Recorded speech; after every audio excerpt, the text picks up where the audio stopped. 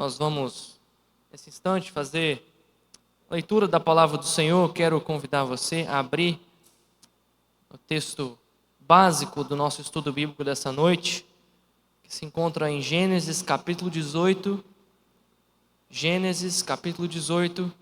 versículos 22 a 33. Gênesis 18, 22 a 33. Esse é o texto básico da nossa revista, a lição número 6, que tem como título Lutando em Oração. Então nós vamos ler este texto e a partir dele aprender algumas lições sobre o que é lutar em oração. Gênesis 18, 22 a 33. Vamos fazer de forma responsiva a leitura desse texto? Leiamos então. Então partiram dali aqueles homens e foram para Sodoma. Porém, Abraão permaneceu ainda na presença do Senhor.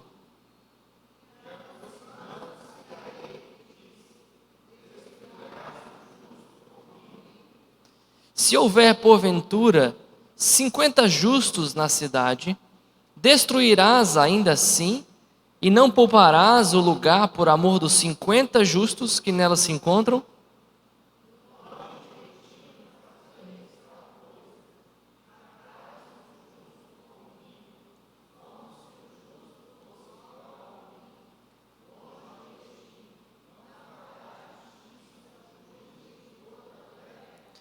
Então disse o Senhor: se eu achar em Sodoma 50 justos dentro da cidade, pouparei a cidade toda por amor deles.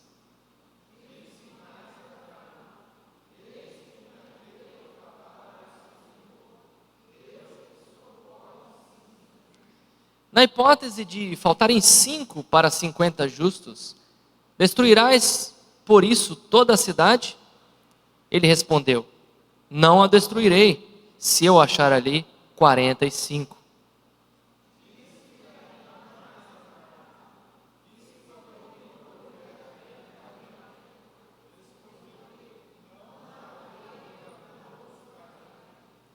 Insistiu: não se ire o Senhor, falarei ainda, se houver porventura ali 30. Respondeu o Senhor: não o farei, se eu encontrar ali 30.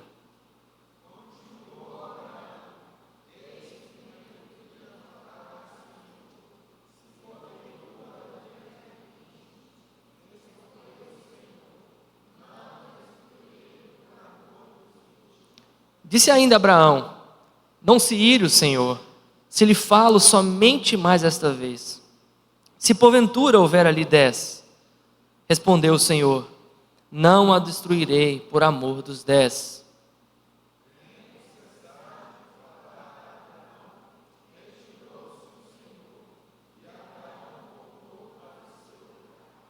Amém, vamos orar?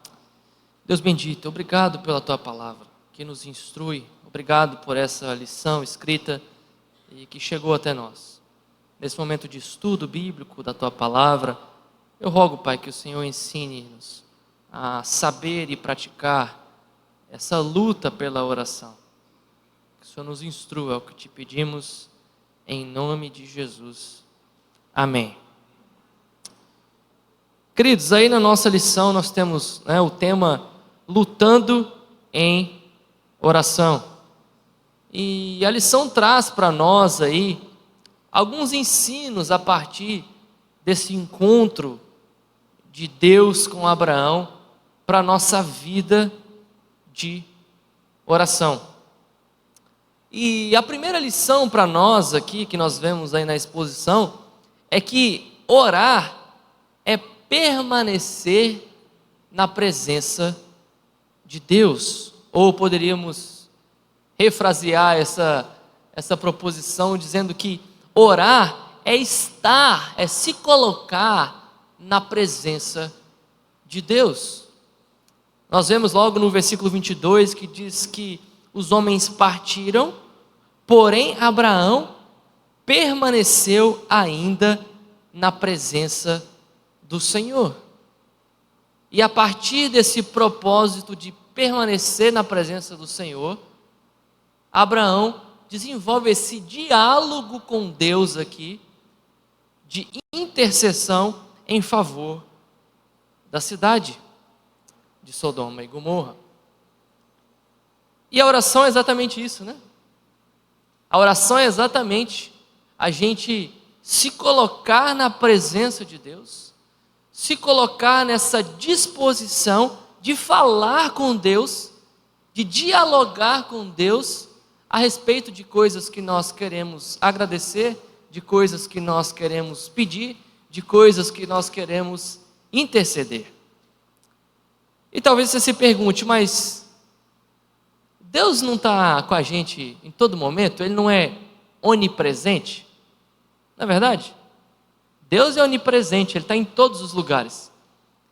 O que quer dizer então estar na presença de Deus? Por que orar é estar na presença de Deus se Deus é onipresente?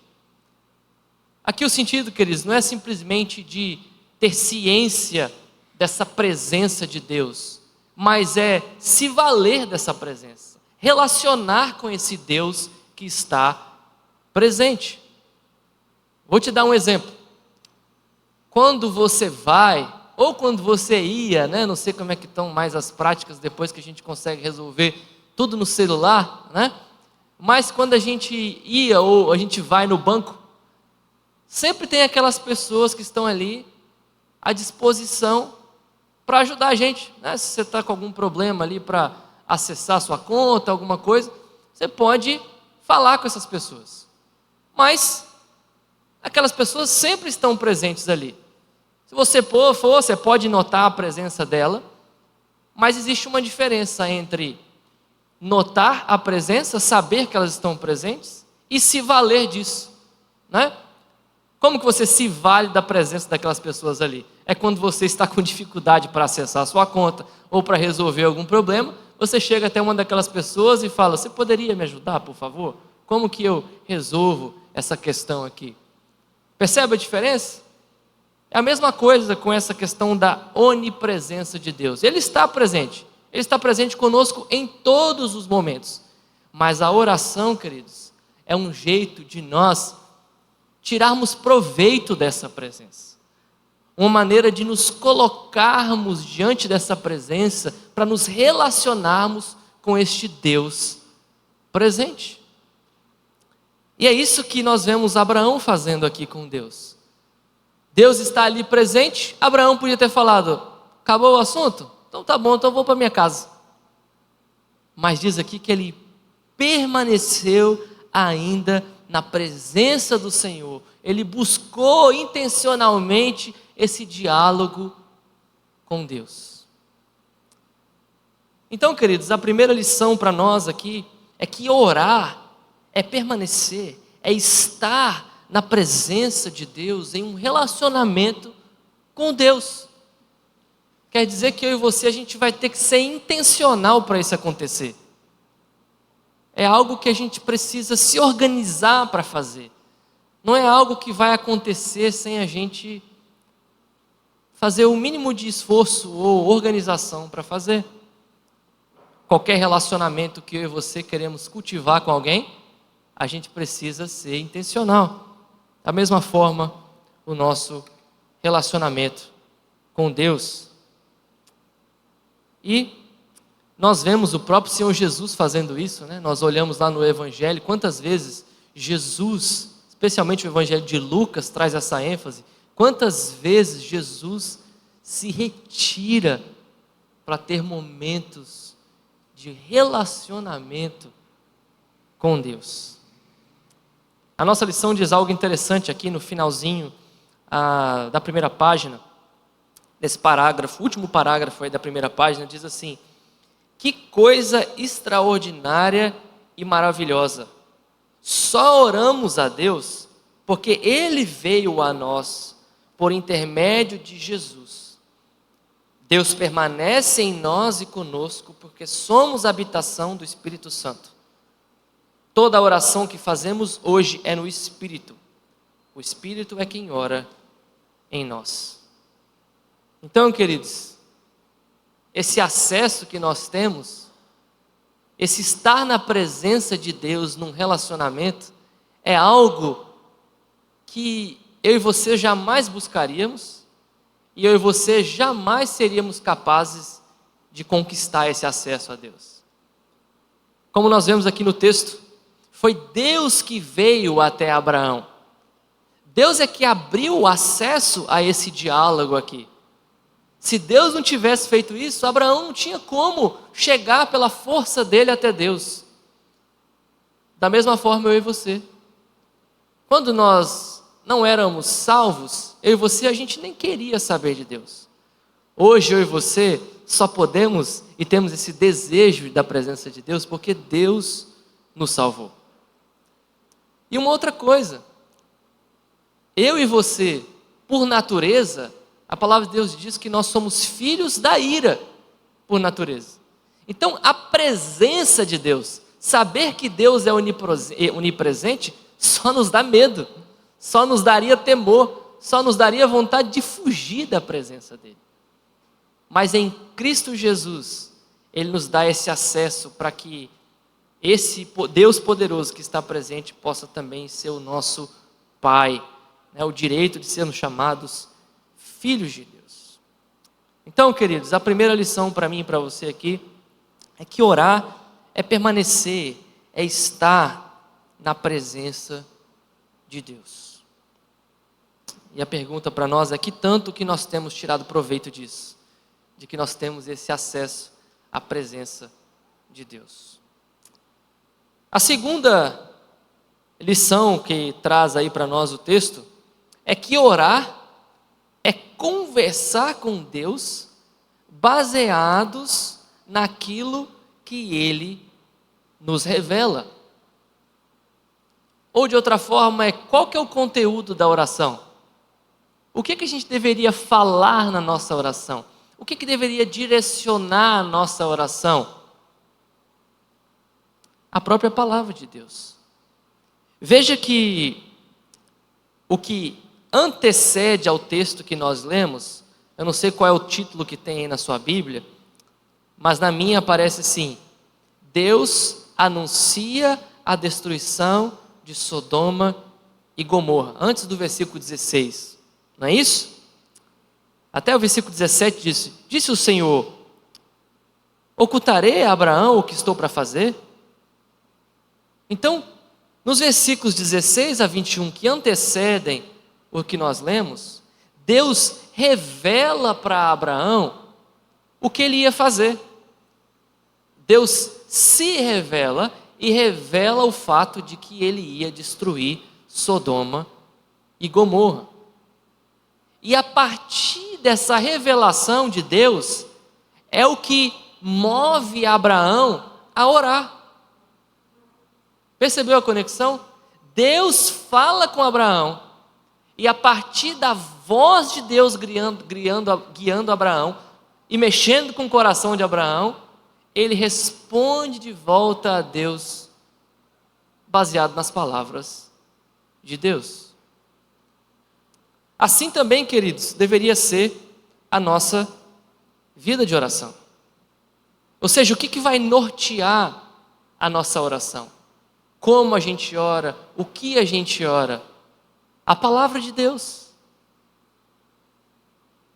Até quando nós estamos fazendo, a nossa leitura da palavra de Deus diariamente, essa leitura da palavra de Deus deve nos levar a orar. Quando nós lemos, por exemplo, que se confessarmos os nossos pecados, Ele é fiel e justo, essa revelação da palavra de Deus deve me fazer pausar e falar: Senhor, eu confesso ao Senhor os meus pecados. Eu tenho pecado nisso e naquilo. Me perdoe, eu sei que o Senhor é justo para me perdoar, então me perdoe. Quando nós lemos o texto que nós lemos hoje do Salmo 100, celebrai com júbilo ao Senhor. Essa revelação de Deus a nós deve nos levar a orar de volta para Deus. A palavra dele falou: Senhor, então eu quero celebrar o Senhor com alegria. Senhor, eu celebro porque o Senhor é misericordioso, porque o Senhor é poderoso, porque o Senhor é gracioso. Percebe, queridos? É isso que nós vemos aqui no relacionamento de Abraão com Deus e que nós aprendemos para a nossa própria vida de oração. E é interessante, o autor aqui da nossa lição, ele traz a seguinte informação, que na Bíblia nós temos 7.487 promessas de Deus ao homem. Ele até faz a conta, né? Se nós dividirmos 7.487 promessas por 365 dias, que é um ano, temos mais de 20 anos de promessas diárias. Quer dizer o seguinte, que se a partir de amanhã você decidir, todo dia agora, eu vou pegar uma das promessas que Deus fez para mim na Bíblia e vou orar a Ele com base nessa promessa. Vai demorar 20 anos para você orar sobre todas as promessas de Deus. O que na verdade nos mostra algo maravilhoso, né? Que Deus gracioso, que se achega a pecadores como nós e faz promessas. Nós que não merecíamos nada, se a gente tivesse recebido uma promessa já era mais do que a gente merecia. Imagina quase 8.000. Então, queridos, a palavra de Deus, ela é a nossa regra de fé e prática, não é verdade? Inclusive, a nossa regra de como a gente deve orar. Uma das coisas que a palavra de Deus, por exemplo, revela para mim e para você, é que Deus, Ele entra numa aliança conosco. E nós vemos nas Escrituras, se você for olhar as orações, por exemplo, de Moisés, de outros líderes no Velho Testamento, você vai ver que várias vezes os líderes apelam à aliança. Ó, Senhor, não faz isso porque nós somos o seu povo. Não é isso que nós vemos? Eles apelando à aliança que Deus fez, com base na aliança, no que Deus prometeu, no pacto que Deus fez com o seu povo. Isso também, queridos, deve nortear a nossa oração. A aliança que Deus fez conosco em Cristo Jesus. As promessas dessa aliança. É como, por exemplo, quando nós pensamos na aliança mais comum que nós conhecemos, que é o quê? Casamento, não é isso?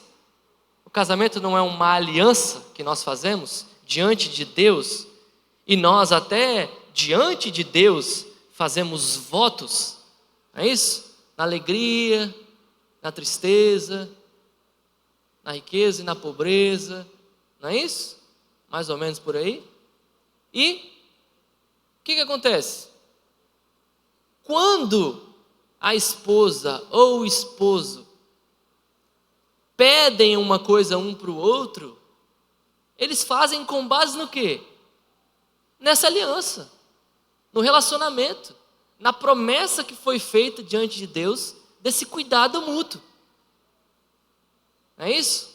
Assim, ó, aquele dia você prometeu que seria na alegria e na tristeza. Hoje eu estou triste, eu estou precisando da sua ajuda. Da mesma forma, queridos, a palavra de Deus deve informar, porque na palavra de Deus nós temos os votos de Deus para nós. A igreja não é a noiva. Na palavra de Deus nós temos os votos de Deus para nós. E Deus quer, Deus se alegra quando eu e você olhamos para a Bíblia e falamos: Senhor, o Senhor me prometeu isso. Eu creio que o Senhor cumpre as suas promessas. Me ajuda, Senhor. O Senhor prometeu que se eu confessar meu pecado, o Senhor me perdoa, então me perdoa. O Senhor prometeu que aquele que crê tem a vida eterna. Eu quero ter a vida eterna. E assim por diante. Então, queridos, a segunda lição aqui para mim e para você é que a palavra de Deus deve nortear, deve moldar a nossa oração. Como nós vimos aqui com Abraão, a revelação de Deus é a base para que Abraão seja levado a orar. Então essa é a segunda lição para nós. Primeira, permanecer, estar na presença de Deus. Segundo, orar as palavras de Deus de volta para Deus.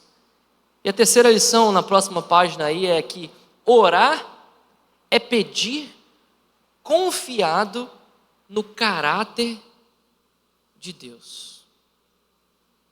Orar é pedir confiado no caráter de Deus. É interessante o que Abraão diz no versículo 25. Ele diz assim: longe de ti o fazeres tal coisa, matares o justo com o ímpio, como se o justo fosse igual ao ímpio, longe de ti. Não fará justiça o juiz de toda a terra? Interessante, né? O que leva Abraão a rogar por justiça diante de Deus? É saber que Deus é um Deus justo. Nós vemos aqui que Abraão apela ao caráter de Deus, a quem Deus é. Ele fala: Senhor, o Senhor é um Deus justo. O Senhor não pune justo com injusto da mesma forma. Então por isso eu te peço que o Senhor livre os justos de Sodoma e Gomorra. Percebe que o que anima Abraão a orar é a certeza do caráter de Deus, de quem Deus é? Da mesma forma, queridos, a certeza de quem Deus é deve nos motivar. Até o autor diz aqui: devemos orar sempre baseados no caráter de Deus. Quem Deus é motiva-nos a orar e pedir. Ou seja, se alguém, porventura, tiver um pai que sempre diz não, você sabe que a resposta é não sempre. Você vai ficar animado, motivado de pedir? Você pode pedir por insistência, porque você quer muito. Mas você vai ficar animado de pedir? De manter um relacionamento? Não, porque você sabe que a resposta é não.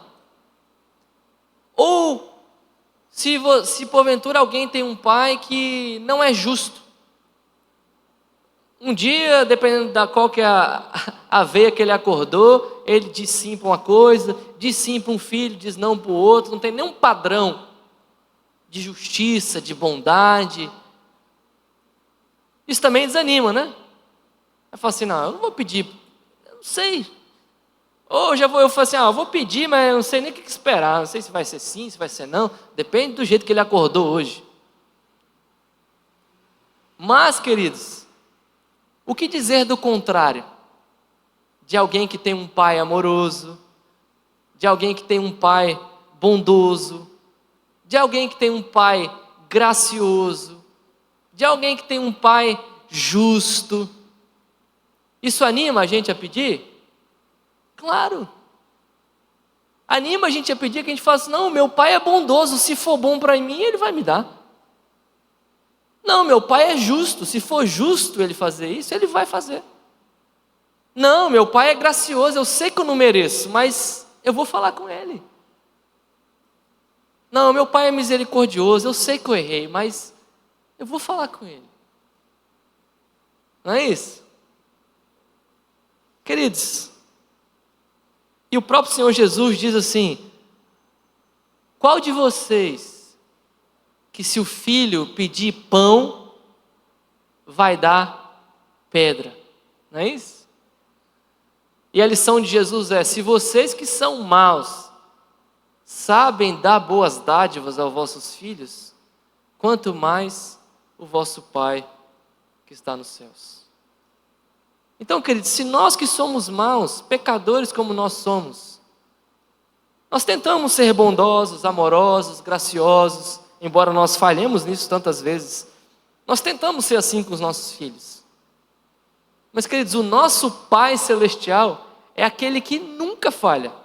Ele sempre é justo, Ele sempre é amor, Ele sempre é gracioso, Ele sempre é misericordioso, Ele sempre é santo, Ele sempre é sábio, Ele sempre é poderoso, Ele sempre é bondoso, Ele sempre é verdadeiro.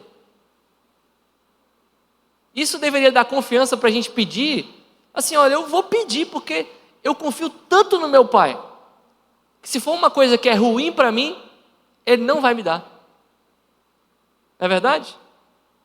Então eu vou pedir animado para o meu Pai Celestial, porque se eu pedir alguma coisa que não é bom para mim, Ele vai dizer não. Queridos, se o nosso Deus é poderoso, esse caráter dele vai nos levar a orar quando nós estivermos em dificuldade, porque nós sabemos que Ele é capaz de nos ajudar. Se o nosso Deus é sábio, e Ele é, em meio às dificuldades, nós vamos ouvir a instrução de Tiago, que se alguém necessita de sabedoria, peça a Deus.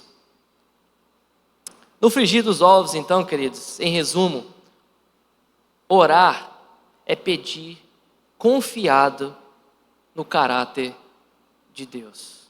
Ou seja, quem Deus é, deve nos mover a orar, a falar com Ele, a buscar a Ele, a pedir a ajuda dEle, a agradecer a Ele.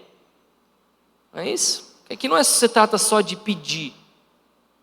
Se você tem alguém, um pai, que é amoroso, gracioso, não vai chegar só para o pai só para pedir também, né?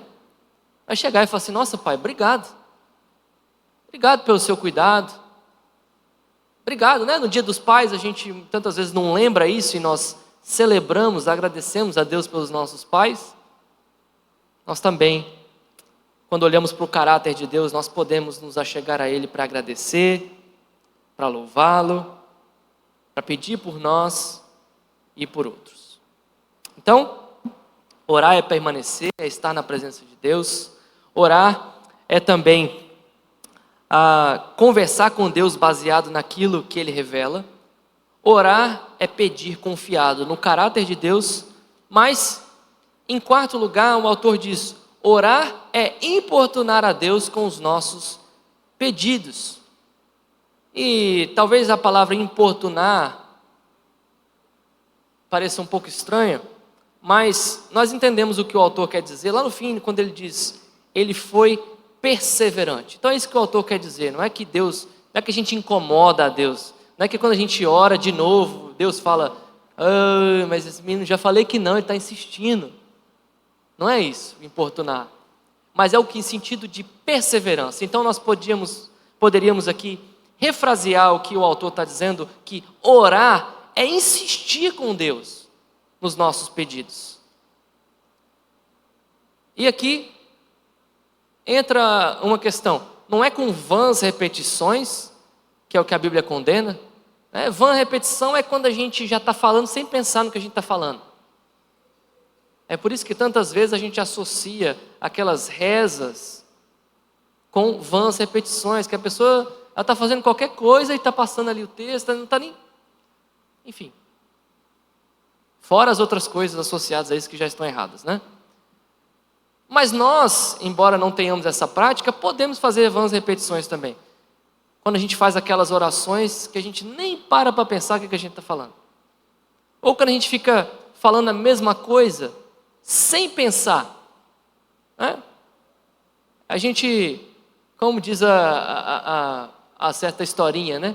Que diz uma certa pessoa, ele estava tão acostumado a ter as mesmas orações, que ele até botou número nas orações, para ele não ter que gastar. Né? Ele começou a falar, Senhor, essa aqui é o almoço, é a número 2. Senhor, agora está na hora de dormir, é a 5. Né? Então, mas nós devemos insistir com Deus. Então, não com vãs repetições, mas se nós fizermos de coração, nós podemos insistir com Deus sim. Nós podemos dizer, Senhor, eu preciso disso. Senhor, fulano precisa disso. Orar por nós ou por outros. Aliás, lá em Lucas 11, né, nós vemos o ensino de Jesus exatamente esse. Vocês lembram lá da história que Jesus conta do juiz iníquo? Como é que é a história? Existe uma certa viúva, que ela tem uma causa ali que está sendo negada, não é isso?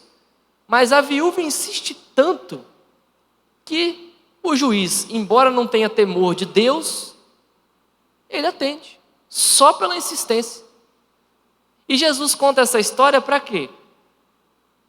Para, pelo contraste de quem a gente pede, nos animar a orar. Ou seja, nós não estamos diante de um juiz iníquo. Nós estamos diante do juiz santo, santo, santo. Nós não estamos diante de um juiz que não tem temor de Deus, mas nós estamos diante do juiz que é o próprio Deus. Então, se essa viúva teve coragem de insistir com um juiz iníquo, que não tinha temor de Deus e foi atendida, quanto mais eu e você, que oramos ao Deus dos céus, bondoso, gracioso e justo, deveríamos insistir nas nossas orações. É o que diz a palavra do Senhor, né? Pedi, pedi, e dar-se-vos-á. Até a própria frase diz, pedi, pedi. Repete, né? E tantas vezes, queridos, essa insistência, esse permanecer como Abraão permaneceu, essa insistência que nós vemos aqui em Abraão, vocês lembram da insistência de Abraão? Ele começa, Senhor, que 50? Ah, mas se for 45? Vou falar mais uma vez, se for 30, se for 10, se for 20, se for 10. E nisso, Abraão não só pede a Deus, mas Abraão, ele cresce no seu relacionamento com Deus. Tantas vezes, queridos, nós vamos orar pedindo uma coisa, mas o que Deus trabalha no nosso coração, através dessa insistência no relacionamento com Ele, é muito mais do que nós pedimos. Não é verdade? Um filho da gente fica doente, alguém que a gente ama está passando por alguma dificuldade, e nós vamos a Deus pedir, Senhor, me ajuda nisso. E aquela situação nos leva a buscar a Deus, a buscar esse relacionamento com Deus. E às vezes quando passa a situação, que nós olhamos para trás, nós vimos que o que nós ganhamos com Deus foi muito mais do que o que a gente pediu. Porque nós crescemos no nosso relacionamento com Ele. Um certo autor disse que a oração não muda Deus, mas muda a gente, né? Então insistir na oração nos traz esse benefício. Então, orar é insistir com Deus com os nossos pedidos. Mas, em último lugar, queridos, orar também é ter certeza que Deus responde a nossa oração. Orar é ter certeza que Deus responde a nossa oração. Nós vemos, o autor menciona aqui Gênesis capítulo 19, versículo 29. Vamos ler esse versículo? Gênesis 19, 29. Vamos ler juntos esse versículo da palavra do Senhor. Gênesis 19, 29.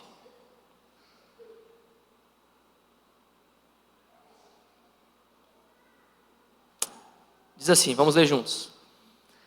Ao tempo que destruía as cidades da campina, lembrou-se Deus de Abraão e tirou a Ló do meio das ruínas, quando subverteu as cidades em que Ló habitara. Então, essa frasezinha aí é muito importante. Lembrou-se Deus de Abraão. Deus ouviu a oração de Abraão, a intercessão de Abraão em favor daqueles que estavam ali naquela cidade. Então, queridos, nós devemos orar com essa convicção de que a nossa oração não vai até a parede simplesmente, ao teto, de que a nossa oração ela não se dispersa e fica perdida, mas que Deus, Ele ouve a nossa oração. E que Ele atende a nossa oração. Que Ele diz que sim, que ele diz espere, que ele diz não, mas de forma bondosa e graciosa, ele atende a nossa oração. No último parágrafo aqui, dessa primeira coluna, aqui na página 23, o autor menciona o Salmo 116, que nos traz uma bela frase sobre esse assunto de que Deus escuta a nossa oração. O salmista Davi declara o seguinte: amo o Senhor, porque Ele ouve a minha voz e as minhas súplicas. Amo o Senhor, porque Ele ouve a minha voz e as minhas súplicas. Veja a convicção do salmista e como isso molda o relacionamento dele com Deus. Ele está tão convicto de um Deus que escuta, de um Deus que o ama, que cuida dele, que ele fala assim: eu amo esse Deus. Portanto, queridos, essa tem que ser também a nossa convicção. Se você olhar para a sua vida, você vai ver que Deus tem respondido às suas orações. Então, quando nós nos achegamos a Deus, nós devemos continuar nessa expectativa de que Ele responde. Mais uma vez, essa expectativa nos anima ou desanima a orar. Ou seja, se você pede algo para alguém que não responde, o que acontece? Você vai desanimando de pedir. Não é isso? Mas se você tem a expectativa de que eu peço e essa pessoa ela me responde, seja que sim, seja que não, seja espere, você sabe que existe esse acesso. E essa tem que ser a nossa convicção. Orar é ter a certeza que Deus responde a nossa oração. Então, relembrando aí para nós as 5 lições a partir dessa lição, encontro aqui de Abraão com Deus. Primeira, orar é permanecer, é estar na presença de Deus. Segundo, orar é conversar com Deus baseado naquilo que Ele nos revela. Terceiro, orar é pedir confiado no caráter de Deus. Quarto, orar é importunar ou insistir com Deus pelos nossos pedidos. E quinto, orar é ter a certeza que Deus responde a nossa oração. Encerrando então, queridos, há uma lição final aqui que nós precisamos observar nesse texto. Nós vemos que Abraão, ele intercede em favor de outro, e a oração dele é atendida, e o outro é abençoado através da oração. E nós vemos, queridos, que Tiago nos encoraja a fazer o mesmo. Porque Tiago, ele manda a gente orar e ele diz assim: muito pode, por sua eficácia, a súplica do justo. Então, queridos, assim como Abraão, eu e você precisamos abraçar o nosso papel, a nossa missão de interceder uns pelos outros,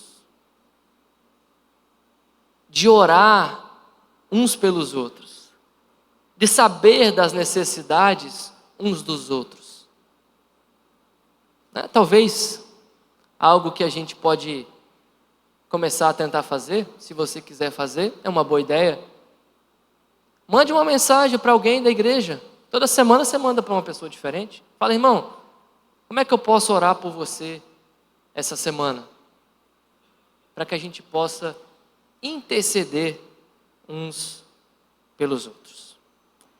Mas nós não podemos perder de vista aqui, queridos, como que esse texto aponta para algo maior que Abraão. Por que a súplica do justo é eficaz? Por que a súplica de Abraão foi eficaz? Será que tinha mérito em Abraão e Abraão falou assim: Senhor, põe na minha conta. Esses pecados de Sodoma e de Gomorra, põe na minha conta. Será que foi por isso que ele foi respondido? Quando eu e você intercedemos por alguém, por que é eficaz a nossa oração? É porque a gente fala, Senhor, escuta o fulano, põe na minha conta, eu sei que... Não, queridos. Porque Abraão aqui, ele aponta para aquele que é o nosso intercessor. Abraão aqui aponta para o Senhor Jesus Cristo. É por causa de Jesus que a nossa intercessão é eficaz. Nós temos acesso a Deus, em primeiro lugar, por causa de Jesus. Nossa oração é atendida, o povo aqui pôde ser resgatado, porque Jesus pagou a conta. Ou seja, se você continuar lendo a história, você vai ver que Ló, não era assim, vou salvar Ló porque Ló merece. Não. Mas se Ló não recebeu a conta, quem pagou a conta? Quem pagou a conta para Ló ser resgatado?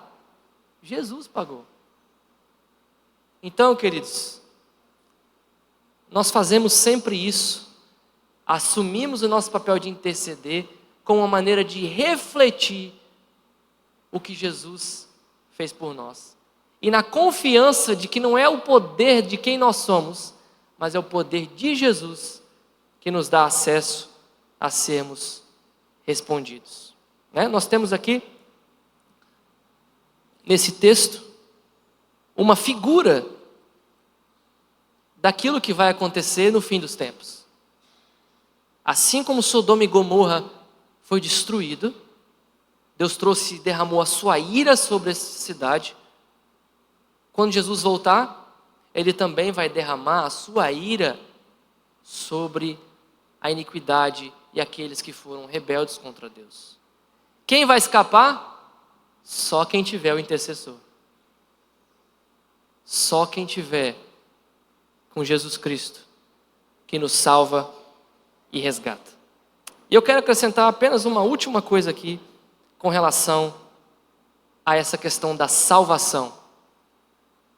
Quando nós olhamos no capítulo 19, nós vemos aqui no capítulo 19, versículo 14, olha o que aconteceu, capítulo 19, versículo 14. Enquanto saiu Ló e falou a seus genros, aos que estavam para casar com suas filhas, e disse: levantai-vos, saí deste lugar, porque o Senhor há de destruir a cidade. Acharam, porém, que ele gracejava com eles. Então, queridos, eles zombaram de Jó. Falaram: Jó, para com isso, que destruiu o quê? Está de brincadeira. Assim também, queridos, quando nós falarmos do Evangelho, da ira de Deus, alguns vão gracejar, alguns não vão levar a sério, alguns vão zombar. Mas se você continuar lendo a história, você vai ver que esses genros não foram resgatados. Por causa da sua zombaria, eles receberam a punição. Então, cuidado. Cuidado ao ouvir o alerta de Deus. Não despreze. Mas, no versículo 16, e essa é a última coisa que eu quero dizer, versículo 16 diz assim: como, porém, se demorasse, isso falando de Ló, pegaram-no os homens pela mão, a ele, a sua mulher e as suas 2 filhas, sendo-lhes o Senhor misericordioso, e o tiraram e o puseram fora da cidade. Aqui nós temos uma figura em um versículo de como que se deu a minha e a sua salvação. Porque eu e você não temos nada de diferente dos zombadores aqui, dos que duvidaram. E é interessante que Ló aqui, Deus avisou que ia destruir e ele está demorando para sair. Se ele tivesse levado a sério mesmo, ele tinha, vai destruir, tchau, vamos embora. Mas não foi Ló na sua força, no seu braço. Se Deus não tivesse resgatado Ló, pegado Ló pela mão e arrancado daquele lugar, Ló tinha morrido junto com a destruição. junto. Quer figura maior da graça de Deus comigo e com você? Eu e você jamais sairíamos da prisão do pecado, da inimizade e da ira de Deus por nós mesmos. Foi a graça de Deus que pegou na minha e na sua mão e nos arrancou da perdição e da destruição. E isso por quê? Por causa do intercessor, por causa de Jesus. Amém, queridos?